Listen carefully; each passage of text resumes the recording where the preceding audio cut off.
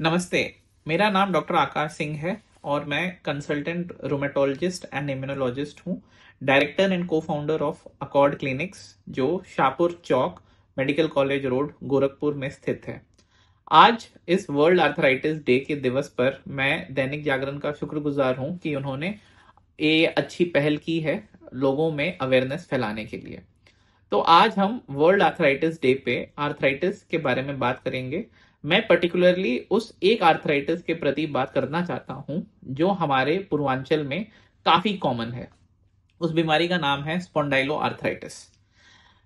हमें लगभग 1 साल हो गया है अकॉर्ड क्लिनिक्स को खुले हुए, और पिछले 1 सालों में हमने काफी मरीजों का इलाज किया है इस बीमारी से। यह बीमारी इस बेल्ट में बहुत ज्यादा कॉमन है। इसका लक्षण कमर का दर्द है, जो कि एक हवा फैला हुआ है कि हर कमर का दर्द नस दबने के कारण होता है। आप अगर 100 मरीजों से पूछेंगे जिनको कमर दर्द है, उन 100 में से 95 लोग यही बोलेंगे L4 L5 या L5 S1। अगर सारे लोग एमआरआई करा लेते हैं, एमआरआई में हल्का फुल्का माइल्ड कंप्रेशन आ जाता है और सब ऐसे ही नस दबने का सोच के चल रहे होते हैं।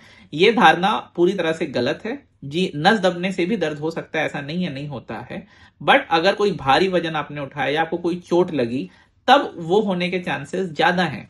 बट अगर आप एक सामान्य जिंदगी जी रहे हैं, अपना ऑफिस जाते हैं, घर आते हैं, बाइक चलाते हैं, लंबा ट्रैवल करते हैं, और उसमें अगर आपको दर्द हो रहा है तो वो नस दबने के कारण नहीं है। ये लोगों को समझना पड़ेगा कि सारा दर्द नस संबंधित नहीं होता है। अब हमारे जैसे हाथ हैं, ये जो जोड़ हैं, ये उंगलियां की जो जोड़ है, उसी प्रकार जो हमारी रीढ़ की हड्डी है, उसमें 32 छोटे छोटे हड्डियां जुड़ी हुई हैं, जिनको हम वर्टिब्रा कहते हैं।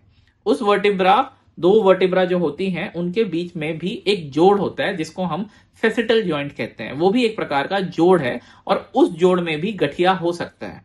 और उन जोड़ों के बीच में जो रास्ता होता है, उसके द्वारा नस निकलती है। तो नस दबने के दो ही कारण हो सकते हैं। आइदर नस में सूजन आ जाए। अगर नस में सूजन आ जाए तो ये बहुत गंभीर मामला है, जिसको जीबीएस रेडिकुलोपैथी कहते हैं, और मरीज सीधा आईसीयू पहुंचता है। उसका लेटरिन जाना और पेशाब जाने की शक्ति अपने आप खत्म हो जाती है। अगर सही तरीके से ट्रीट ना हो तो मरीज पूरी तरह से झुक सकते हैं।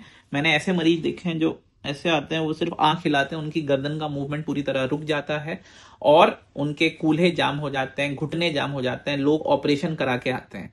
ऑपरेशन अगर इस बीमारी में हो रहा है तो वो एक विज्ञान पे बहुत बड़ा काला धब्बा है, क्योंकि विज्ञान इतना आगे बढ़ चुका है। वैज्ञानिक ट्रीटमेंट, जो एडवांस्ड ट्रीटमेंट है, जैसे कि बायोलॉजिकल मेडिसिन हैं, इस बीमारी को जड़ से समाप्त कर सकती है। इससे होने वाली क्षति से आपको बचा सकती है।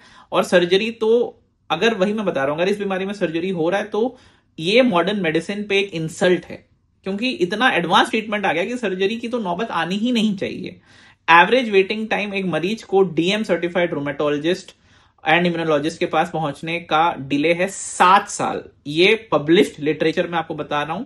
5 से 7 साल डिले करते हैं लोग। इधर उधर घूमते हैं, केमिस्ट के पास जाते हैं, फिजिशियन के पास जाते हैं, हड्डी वालों के पास जाते हैं, इधर उधर घूम फिर के बहुत ही लेट पहुंचते हैं।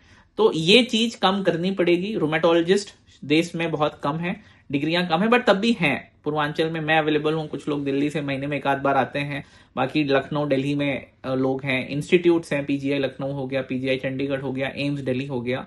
तो आप सबसे ये रिक्वेस्ट जरूर रहेगा कि अगर ये सिम्टम्स हैं तो आप जल्दी से जल्दी एक rheumatologist, DM certified rheumatologist and immunologist से मिलिए, ताकि आपकी बीमारी अच्छे से कंट्रोल हो और इस बीमारी के कारण एटलीस्ट आपको सर्जरी या जोड़ प्रत्यारोपण, कूल्हा प्रत्यारोपण या स्पाइन की सर्जरी कराने की जरूरत ना पड़े। आज के इस एडवांस्ड मॉडर्न मेडिसिन के जमाने में अगर कोई भी मरीज स्पॉन्डाइलो आर्थराइटिस का सर्जरी करा रहा है, हड्डी खोखली हो गई, पचक गई, इस बीमारी में हड्डी खोखली भी होती है, जिसको ऑस्टियोपोरोसिस कहते हैं। बीमारी रोकने से वो हड्डी का खोखलापन भी अपने आप ठीक होता है, उसके लिए अलग थेरेपी भी होती है। बट अगर आज के डेट में कोई सर्जरी करा रहा है तो it is a failure of the medical society, कि हम इसको ट्रीट नहीं कर पा रहे हैं क्योंकि मरीज सही जगह पहुंच नहीं रहे हैं, रेफरल चैनल्स ठीक नहीं है, रेफरल सिस्टम ठीक नहीं है। एटलीस्ट प्राइवेट में तो बिल्कुल ही ठीक नहीं है, गवर्नमेंट में तो तब भी चलो कुछ बेटर है। तो आप सबसे यही रिक्वेस्ट रहेगा कि ये सिम्टम्स को सीरियसली लीजिए, एक डीएम सर्टिफाइड रोमेटोलॉजिस्ट से मिलिए और अपने सेहत को बेहतर करिए। आप जितनी जल्दी जाएंगे, जितनी जल्दी आप एक डीएम रोमेटोलॉजी या इम्यूनोलॉजिस्ट से मिलेंगे, उतने कम खर्चे में और उतने ज्यादा अच्छे से आप पूरी तरह ठीक हो सकते हैं, आप एक नॉर्मल जीवन जी सकते हैं।